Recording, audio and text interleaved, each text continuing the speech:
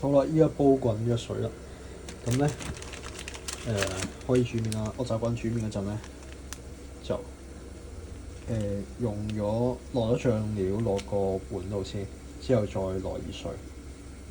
咁啊唔好攞煮麵啲水落粉。好啦，佢隻醬咧應該就係啲茄膏嚟。咁我咧依家就落水，水嘅粉度。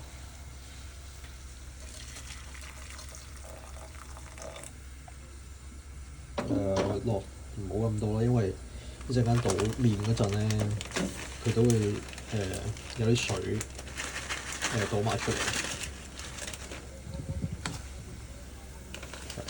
而家就煮麵。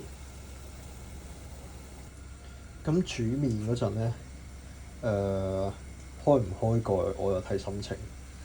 但係煮麵嗰陣咧，佢因為呢個係番茄蛋牛肉啊嘛，咁所以咧我就會煎翻兩隻蛋先。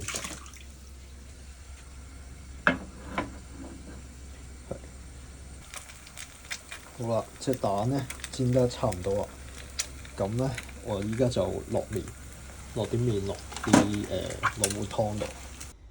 好啦，咁個卓士阿丁番茄蛋牛麵咧就整好啦。咁咧我通常咧會落啲現成嘅蒜蓉，咁就因為我自己中意食蒜啦。咁好啦，落完蒜蓉啦，我而家試下呢個蛋牛麵係咩味先。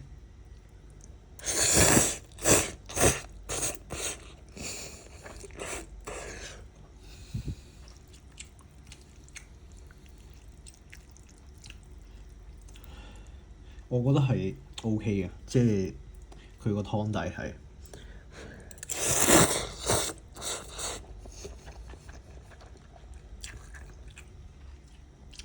佢個番茄咧係好食嘅番茄湯底。我都好建議咧，大家試下呢隻味，因為咧佢包裝我睇上去咧就好似嗰啲咩茄有通嗰啲咧，茄有通即係橙丁茄有通嗰啲。但係咧，通常我都覺得嗰啲茄有通唔好食，即係好似啲冇乜茄膏味唔夠重。我自己中意濃郁少少啦，所以我覺得呢個出前一定係好食。